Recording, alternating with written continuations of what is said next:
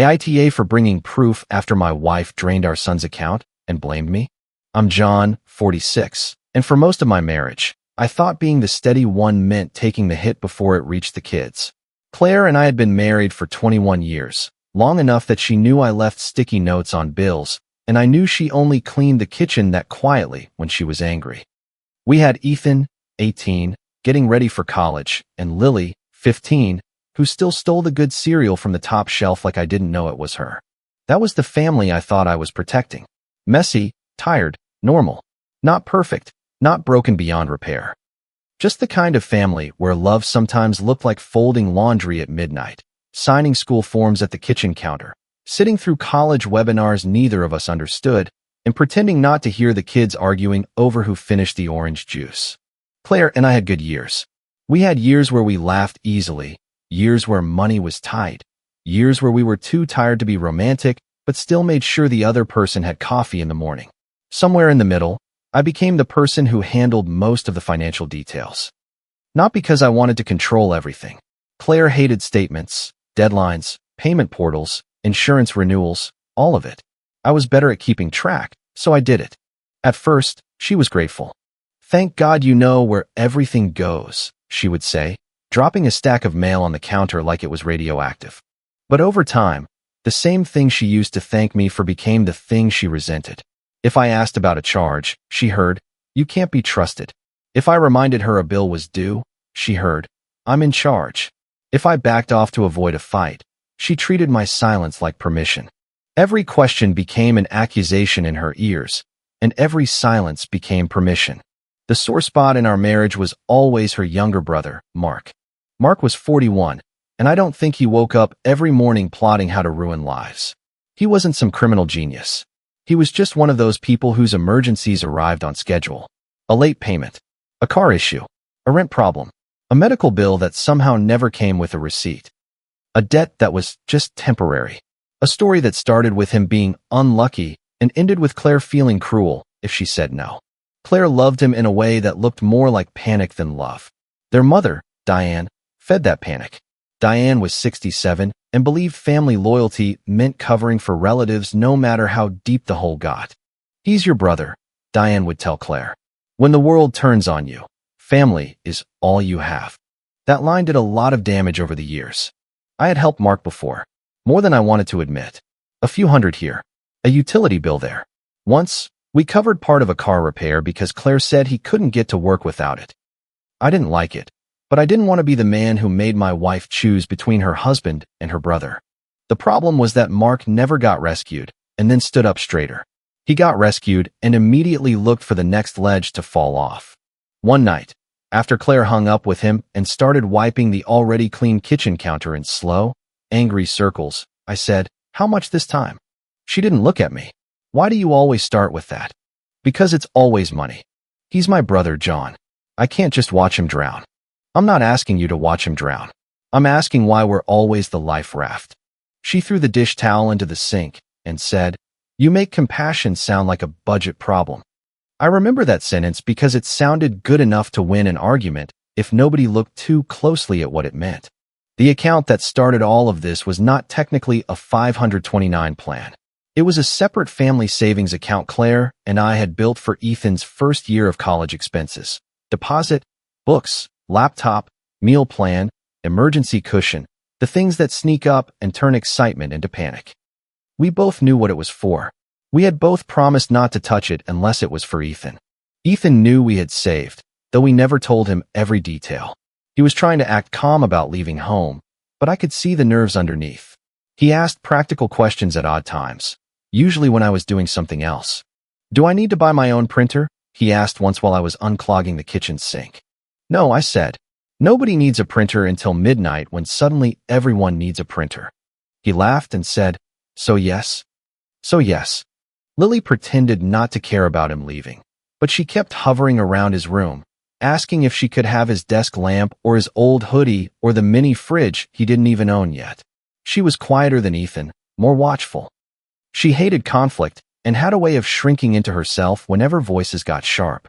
The first sign that something was wrong came from my bank app. I was sitting at the kitchen table with my coffee going cold, checking that Ethan's scheduled deposit had cleared. It hadn't. The notification said the transfer failed due to insufficient available funds. For a few seconds, I actually blamed the bank because blaming my wife felt too ugly. I refreshed the app. Then I opened the savings account. The balance was wrong. Not a little wrong.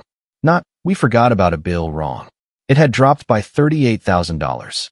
I sat there staring at the screen while the house made normal morning sounds around me. The refrigerator hummed. Lily's alarm went off upstairs and then stopped. Ethan opened a cabinet and muttered because the good cereal was gone again. My hands felt cold. Claire came into the kitchen in her robe, tying the belt too tight. She saw my face and stopped. What? She asked. I turned the phone toward her. Where is Ethan's money? Her eyes moved to the screen, then away. That was the first answer. Claire. She folded her arms. Don't start like that. Where is the money? She lowered her voice even though the kids were upstairs. I had to move it. My ears started ringing. Move it where? To help Mark. I didn't yell. I wanted to. I wanted the kind of loud, messy anger that makes everyone else react. But the quiet in her voice scared me more than the missing money. It told me she had already rehearsed this.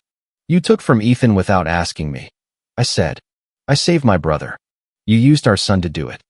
Her face changed then. Tears came fast, but not the kind that made me reach for her. They felt like a door closing. Mark was going to lose everything, she said. He called me crying. He said he had no one else. Then why didn't you tell me? Because you would have made it about money. It is about money. It is also about trust. And it is about our son. She wiped her face with the heel of her hand. You're proving my point. No, I'm asking for receipts. She stared at me like I had slapped her. Receipts. If $38,000 left our son's account because your brother was about to lose everything, then I want to know where it went. You want to humiliate me. I want to know what happened. By then, Ethan had come halfway down the stairs. He was wearing pajama pants and one sock. Lily stood behind him, small and stiff. Claire saw them before I did. And that was when she made the choice that changed the way I looked at her. She turned just enough toward the stairs and said, Your father is angry because I helped Uncle Mark during a crisis. I looked at her. Claire, don't. Her eyes didn't leave Ethan. He thinks money matters more than family. Ethan looked confused. Lily looked scared. I said, This is not a conversation for the stairs. Claire let out a sharp laugh. Of course. Now it's not a conversation. Ethan came down another step. What's going on? I should have answered him. I know that now. I should have said, Your mother took money from the account we saved for your college expenses without telling me, and I need to understand where it went. Not screaming. Not blaming. Just the truth. But I saw Lily's face, pale and anxious, and I did what I had always done. I tried to absorb the impact before it reached the kids. Your mom and I need to talk, I said. Claire's mouth tightened like she had just won something. By that afternoon, she had told the story first. Ethan barely spoke to me at dinner. Lily kept glancing between us, waiting for someone to explode. Claire moved around the kitchen with that tight, quiet anger I knew too well, opening drawers harder than necessary and closing cabinets softly enough to make a point. The family group chat started before lunch the next day. Diane wrote, Some men don't understand family until they need one. Rachel, Claire's younger sister, added, This is getting ugly. Maybe someone should apologize before the kids remember all of it. Mark wrote, Forget it. I know where I stand with John. Claire replied, Please stop texting him. You're making it worse. That last message looked reasonable unless you understood it was part of the performance. She wasn't correcting them. She wasn't saying, John has a right to be upset because I moved money without telling him. She was just letting them fill in the blanks with the version that made me cold, controlling, and cruel. I texted Claire privately. We need to talk tonight. Bring whatever documentation Mark gave you. She answered, I'm not putting my brother on trial to satisfy your ego. I typed 3 different replies and deleted all of them. At Sunday dinner, the whole thing turned public. Diane had insisted we come over, saying the family needed to clear the air. I knew what that meant, but I went because Ethan and Lily were going, and I didn't want my absence turned into another exhibit against me. Dinner was stiff from the start. The chicken was dry. Nobody wanted to be the first one to mention the obvious, and Lily pushed peas around her plate like they had personally disappointed her. Ethan sat across from me, jaw tight, shoulders squared in that way young men do when they're terrified and trying to look righteous. Diane was the one who opened the door. "John," she said, setting down her fork, "this family has had enough tension." I looked at Claire. She looked at her plate. Diane continued, "A real husband protects his wife when her family is hurting." I said, "This isn't about refusing to help." Ethan snapped before I could finish. Mom was right. You care more about an account balance than people. The table went still. Lily stared down so hard I thought she might cry into her plate. I looked at my son, my kid who had once carried a broken bird in a shoebox, and begged me to fix it. Now he was looking at me like I was the kind of man who would step over family for money. "You don't have the whole story," I said. Claire's head came up fast. "Don't put this on him. He sees what you're doing." "What am I doing?" "You're punishing everyone because I didn't ask your permission to care about my brother." Diane nodded like a judge approving a verdict. Family money should help family problems. I could have told the truth right there. I almost did. The words were in my mouth. But Ethan was angry, Lily was trembling, and I knew if I spoke from that place, I would sound exactly like the villain Claire had described. So I stood up. "I'm going home," I said. Claire laughed softly. "See? He just walks away when he's wrong." I looked at her then, really looked at her, and for the first time in our marriage, I didn't see my wife trying to survive a bad situation. I saw someone willing to use my restraint as evidence against me. I left anyway. That night, I sat alone at the kitchen table with my laptop, the bank app, and a legal pad. The house was quiet. Claire slept in our room with the door closed. Ethan's light stayed on late. Lily came down once for water, saw me, and froze. "Are we supposed to be mad at you?" she asked. That nearly broke me. "No," I said. "You're not supposed to be anything. Mom said you're making everything harder." I know what she said. Is it true? I wanted to tell her everything. Instead, I said, "It's not the whole truth. And I'm sorry you're in the middle." She nodded, but she didn't look relieved. She went back upstairs holding the glass with both hands. After she left, I opened the statements. The numbers did what people wouldn't do. They stayed in order. The $38,000 had not gone directly to a mortgage company, a hospital, a landlord, or any urgent creditor. It went first to Claire's separate checking account. From there, it moved out in smaller transfers over several days. Some of the names meant nothing to me. Some were payment processors. Some were credit card companies. A few transfers went directly to Mark. One payment had a memo line that just said, "Catch up." I printed everything. Dates, amounts, account names. I highlighted the transfer from Ethan's account to Claire's. Then I highlighted the outgoing transfers. The next day, I asked Claire again, "Where are the receipts?" She was making coffee, standing with her back to me. "Good morning to you too." "I'm serious." "So am I." "You're humiliating me." "Claire, I'm asking where $38,000 went. My brother needed help."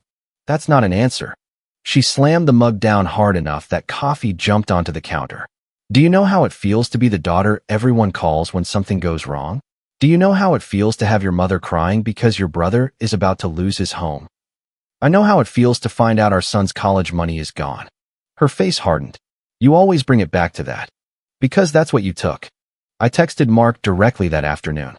"Claire says the money was for an emergency. Send me proof of where it went." He didn't answer for 3 hours. Then he sent a wall of text. "I didn't ask to be everyone's punching bag.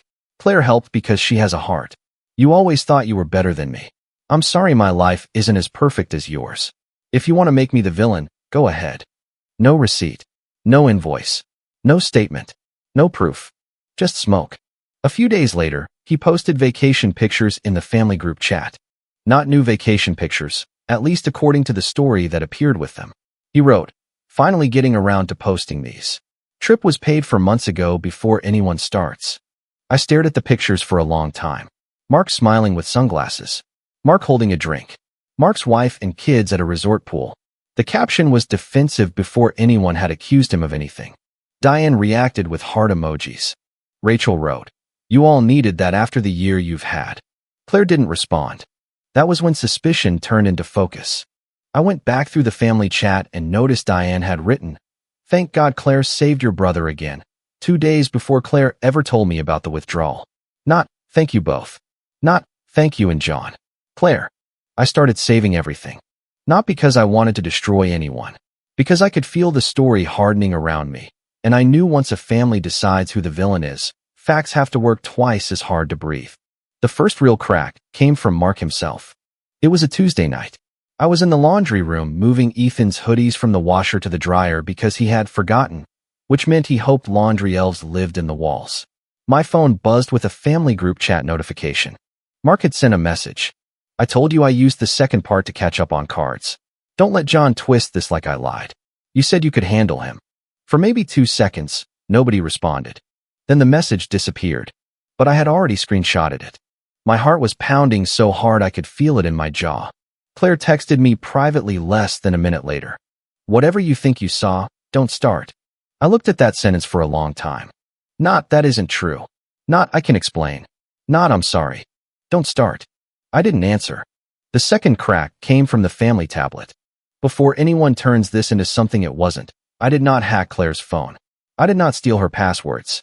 We had a shared tablet that floated between the kitchen, Lily's room, and the couch. Claire used it for school forms, streaming apps, insurance documents, recipes she never cooked, everything. I was looking for a saved insurance document because I needed the policy number for a billing issue. When I opened the tablet, Claire's messages were already open. I saw Mark's name. I should have looked away. Maybe in a healthier marriage, I would have. But in a healthier marriage, $38,000 wouldn't have vanished from our son's account while my wife turned our children against me. The message at the bottom stopped me cold. Claire had written, I already told Ethan his dad is refusing to help. If John pushes this, the kids won't take his side. Above that, Mark had written, what about the card payments? Claire replied, don't put details in the family chat. Mom will panic. I'll handle John. Then another message from Claire, sent after the deleted group chat mistake. You need to stop texting when you're upset. He screenshots everything. I stood there holding the tablet in both hands, feeling something inside me go very still. The betrayal wasn't just the money. It wasn't even just the lie. Claire had positioned me. She had given me a role in a story she wrote before I knew there was a script. Cold father. Controlling husband. Heartless son-in-law. Man who cared more about numbers than people. And the part that made my stomach turn was Ethan. She had used our son's trust in her as a lever against me. Lily too, though Lily was harder to move because she watched more than she spoke. I took screenshots of what was visible on the tablet and put it back exactly where it had been. Then I walked outside and sat on the back step until my breathing slowed down. Claire opened the door 10 minutes later. What are you doing? She asked. Thinking. About what? I looked up at her. About how much of this was an accident. Her face changed just enough. I had my answer. The old me would have confronted her right there. The old me would have argued until 2 a.m., trying to force honesty out of someone who had already decided truth was negotiable. I didn't do that. The next morning, I made an appointment with a family lawyer. Her name was Ms. Alvarez, and she had the calmest office I had ever been angry in. She was in her late 50s, sharp without being cold, and she listened without interrupting while I laid out the bank statements, screenshots, and timeline. When I finished, she leaned back and said, do not punish. Document. Do not threaten. Set boundaries in writing. I'm not trying to hide money, I said. Good. Don't. I'm not trying to cut off the household. Also good. Pay essentials. Mortgage, utilities, groceries, insurance, normal expenses. Keep records. But you are allowed to protect ongoing income and prevent further unauthorized transfers. What about the account? You need a full accounting of what was taken and where it went. You also need written consent for any large withdrawals going forward. If she refuses, that matters. She's telling the kids I'm punishing everyone. Ms. Alvarez's expression softened slightly. Then be very careful. Don't use the children to retaliate. But don't let falsehoods become their only reality either. That line stayed with me. On the way home, I didn't feel better. I felt clear. There's a difference. I opened a separate account for my paycheck. I left enough in the joint account for the mortgage, utilities, groceries, insurance, and regular household expenses. I canceled automatic payments connected to Mark's bills, including one Claire had quietly set up months earlier for a small recurring payment I had stupidly assumed was one of ours. I put a written limit on large joint withdrawals requiring consent from both of us. I did not empty accounts. I did not hide assets. I did not cut off the kids. I did not do anything I couldn't explain to a judge or to my children. I didn't cut off my family. I cut off the leak. Then I emailed Claire. Claire, effective immediately, no family savings or joint funds may be transferred to Mark or anyone outside our household without written consent from both of us. Essential household expenses will continue to be paid. I need a full written accounting of the $38,000 withdrawn from the account designated for Ethan's college expenses, including receipts or documentation for each transfer. I am not discussing this verbally while facts are being disputed. She called me 12 times. I didn't answer. She texted, "You're being cruel." Then, "You're scaring me." Then, "Are you seriously involving a lawyer?" Then, "Do not drag the kids into this." That last one almost made me laugh, but there was nothing funny about it. When I got home, she was waiting in the kitchen. No quiet cleaning this time. Just standing there with red eyes and a phone clutched in her hand. "You're scaring me," she said again. "No," I said. "Losing control of the story is scaring you." Her mouth opened, then closed. "Have you told Ethan?" she asked. "I haven't told him the worst parts." "Don't." "Why?" "Because he won't understand." "He understood enough when you let him call me selfish." Her eyes filled. "Please don't show Lily that message." That was when I knew exactly which message she meant. I said, "I haven't decided what Lily needs to see, but I'm done letting you decide what our kids are allowed to know while you use them to pressure me." Claire gripped the edge of the counter. I was desperate. "You didn't make a mistake, Claire. You made a plan and gave me a role in it." She slapped the counter with her palm. "You always do this. You make everything sound so cold." "No, I'm making it accurate." For the next few days, the house felt like everyone was walking through smoke. Ethan barely looked at me. Lily watched everything. Claire moved between crying and anger so fast I stopped trying to follow it. Then Diane invited us to another dinner. Claire said we should go because everyone needed closure. I said, "Closure or pressure?" She looked away. That was answer enough. I went anyway, not because I wanted a scene, because Claire and Diane had turned family dinners into courtrooms, and this time I was bringing evidence. I made 2 folders. One was the full timeline: bank statements, highlighted transfers, screenshots, Mark's deleted message, the tablet messages, and the letter from Ms. Alvarez confirming financial boundaries and the request for accounting. The other folder was shorter, with only the basic bank timeline and the least brutal evidence. That one was for Lily if she wanted it later. I wasn't going to throw adult ugliness into her lap just to make myself feel vindicated. Before we left, Claire saw the folders in my hand. "What is that?" she asked. "The part you left out." Her face went white. "John, you brought the kids into this." "I brought the documents." "It's going to destroy them." "No," I said. "What you did already hurt them." This just explains why. Dinner had the shape of a family meal, but it felt like a hearing. Diane sat at the head of the table, stiff-backed and righteous. Rachel was there in person, quieter than usual, but still looking at me like I had brought shame into the room. Mark joined by video call after dessert because apparently he wanted to be present for my apology without risking eye contact. Ethan sat beside Claire. Lily sat beside me, which I noticed, and so did Claire. For the first hour, everyone pretended. Plates passed. Someone asked Ethan about college. He gave short answers. Lily ate 2 rolls and nothing else. Claire kept looking at my folder. After dessert, Diane folded her hands on the table. "John," she said, "you have embarrassed this family enough." There it was. I stayed quiet. Diane continued. "Claire should not have had to sneak around to help her own brother. That is what happens when a husband makes compassion impossible." Mark's face on the screen nodded. "Exactly. Claire helped because she has a heart." Rachel sighed. "Maybe this could all calm down if someone admitted they overreacted."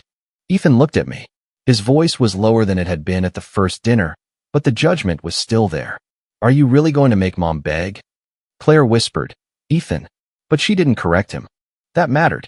I looked around the table and waited. Diane added something about loyalty. Mark said I had always looked down on him. Rachel said the kids would remember how I treated their mother. Claire cried quietly into a napkin, letting the room do what she had trained it to do. I waited until everyone had spoken. Then I placed the folder on the table.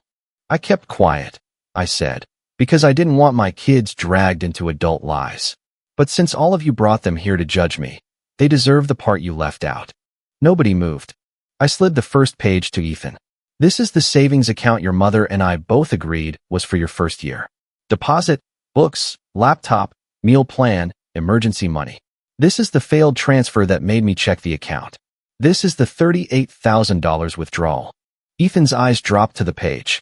Claire said, "John, stop." I didn't raise my voice. "No," Diane snapped. "How dare you put bank papers in front of your son like this?" I looked at her.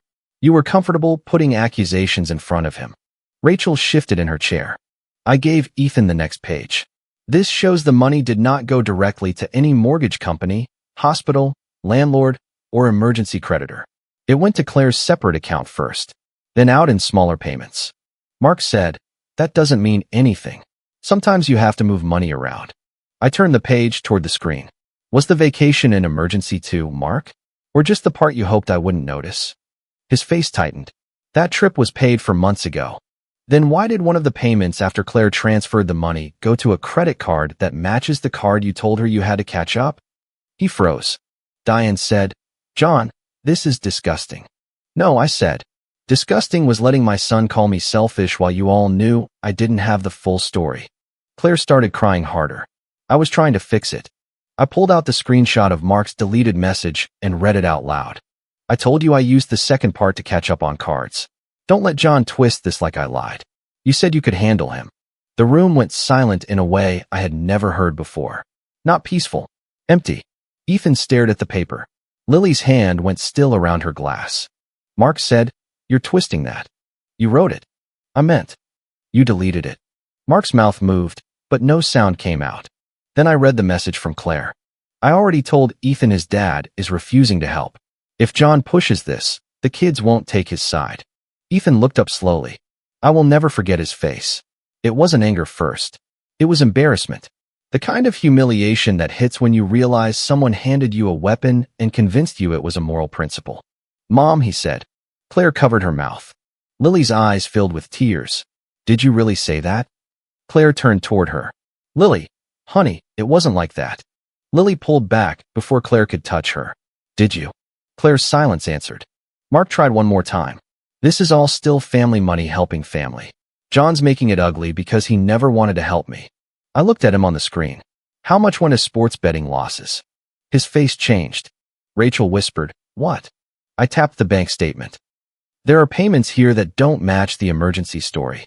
There are card payments, direct transfers, and Cash App transfers." Claire may not have known every detail at first, but she knew enough before the second transfer. That's the part she doesn't want to explain. Diane started to speak, but Rachel cut in. "Claire," Rachel said, her voice different now. "Did you know before or after the second transfer?" Claire stared at her. "Claire," Rachel repeated. "Before or after?" Claire's shoulders collapsed. "I thought I could fix it before John found out." Mark disconnected from the call. Nobody chased him. That told me more than any apology could have. Ethan pushed the pages back slightly like they were too hot to touch. "Why didn't you just tell me?" His question was for me. I deserved it. "I should have," I said. "Not all of this. Not in a way that made you carry it, but enough. I thought staying quiet was protecting you. It just let someone else's version become the only one you heard." He swallowed hard. "I shouldn't have said that at dinner." "You were handed a story by someone you trusted," I said. "I should have made sure you heard mine sooner." Claire made a broken sound. "John, please."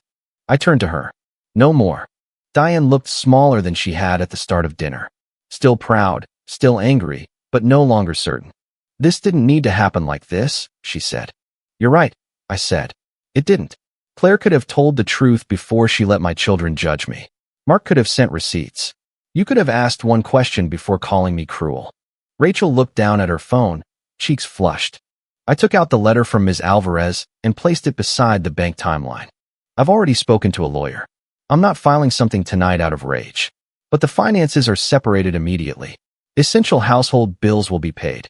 No family savings leaves the household without written consent from both spouses. No more payments to Mark. I need a complete written disclosure of where the money went and a repayment plan." Claire shook her head. "You're treating me like a criminal. I'm treating consent like it matters. I'm your wife. And Ethan is our son. You took from him and told him I was the problem for noticing." Lily started crying then, quietly, with both hands pressed against her face. I slid the shorter folder toward her, but didn't push it into her hands. You don't have to read anything tonight, I said. You don't have to pick a parent. But you do get to know when adults are using you. She nodded without looking at either of us. That was the end of dinner. No one announced it. It just died. On the drive home, nobody spoke for the first 10 minutes.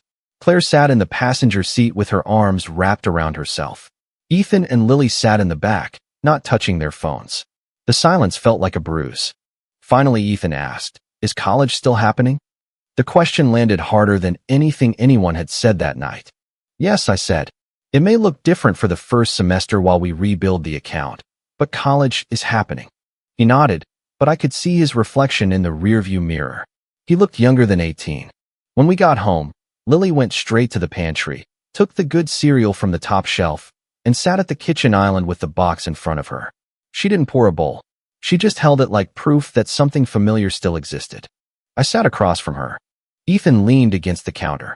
Claire hovered by the doorway, unsure whether she was invited into her own kitchen. Lily looked at me and said, "I don't want to be in the middle anymore." "You won't be," I said. She looked at Claire. "You said Dad was punishing us." Claire's face crumpled. I was scared. Lily shook her head. "That's not what I asked." Claire didn't answer. Ethan rubbed both hands over his face. "Mom, did Uncle Mark use the money for betting?" Claire whispered, "Some of it." "How much?" "I don't know exactly." I said, "That's why there will be a written accounting." Claire turned on me. "Can you stop sounding like a lawyer for 5 seconds?" I met her eyes. "No, because when I sounded like a husband, you turned me into the villain. The lawyer language is there because plain trust didn't work." She sat down like her legs had given up. Later that night, after the kids went upstairs, Claire came into the living room. I was on the couch with the folders on the coffee table. Not because I was rereading them, because I didn't know where else to put the wreckage. She stood there for a while before speaking. "I made you the bad guy because it was easier than admitting I was wrong," she said. I looked at her. For years, that sentence would have pulled me toward her. I would have softened. I would have said we would figure it out. I would have hugged her because her crying used to feel like a problem I needed to solve. This time, I stayed seated. "Then start with the truth," I said, "not with tears." She wiped her face. "I didn't know about the betting at first. But you knew before the second transfer." "Yes." "And you sent it anyway." She closed her eyes. "Yes. And then you told Ethan I was refusing to help. I was afraid if everyone knew, they would say I abandoned Mark. So you let them say I abandoned you." She didn't have an answer for that. The next 2 weeks were not clean or easy. People like stories where the truth comes out and everything snaps into place. It didn't. Ethan was embarrassed and angry at both of us. Lily was polite to Claire in a way that hurt more than yelling. Diane stopped texting insults only after Rachel sent the bank timeline to the family chat with one sentence. "We should have asked for facts before taking sides." Mark tried to call Claire every day for a while. She answered twice. Both times ended with her crying. After that, she stopped answering and sent one message. "I can't give you any more money. Do not ask again." He responded with 6 paragraphs about betrayal, family, and how everyone was abandoning him when he needed love. Then he sent Diane after Claire. For the first time I had ever seen, Claire did not fold. That did not make me forgive her. It made me believe accountability was possible, which is not the same thing. Claire signed a financial agreement through Ms. Alvarez. Her separate savings covered part of what was missing.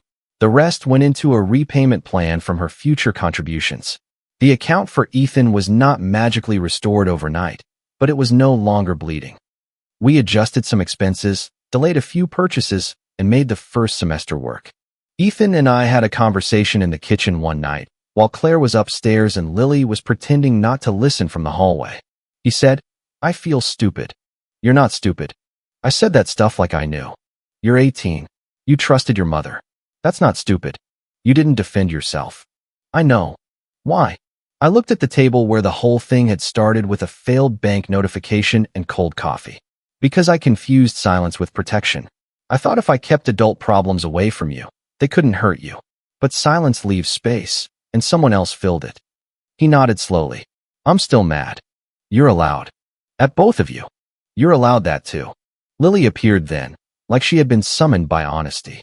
She had the cereal box under one arm. "Can we make a rule?" she asked. "What rule?" I said. "No more making us vote in fights we don't understand." My throat tightened. That's a fair rule. Claire agreed to counseling, but I made it clear that counseling was not a magic door back into the old marriage. We were separated in every way that mattered while still living under a set of very clear boundaries. Separate finances.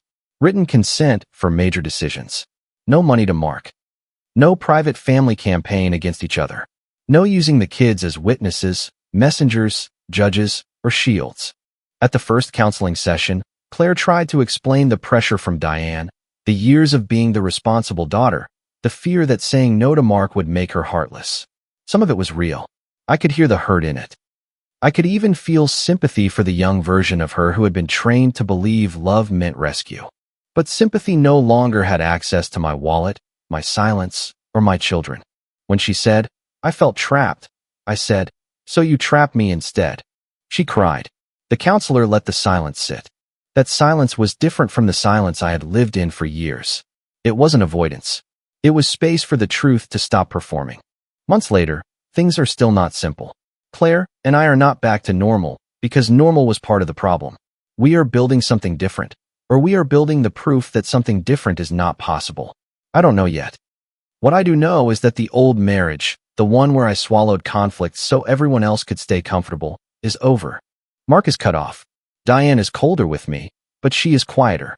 Rachel apologized once, awkwardly, while looking at her phone more than my face. Ethan is preparing for college with a little less money than he should have had, and a lot more understanding of how adults can fail while still loving their kids. Lily still steals the good cereal, but now she does it openly and gives me a look like she dares me to comment. Claire once asked me if I regretted exposing her in front of everyone. I thought about that dinner. Ethan's face. Lily crying. Diane's judgment. Mark disappearing from the screen the moment numbers replaced feelings. I thought about all the chances Claire had to tell the truth privately before she made the lie public. No, I told her. I regret that you made the truth look like revenge. That was the cleanest answer I had. I didn't expose my wife because she made one desperate mistake. I exposed her because she took our son's money, protected her brother from consequences, and turned our children into a jury before they were old enough to understand the evidence. Once she made them judge me from a lie, telling the truth stopped being cruelty. It became the only way out. If you like the stories, don't forget to leave a comment and support the channel by subscribing. See you in the upcoming stories.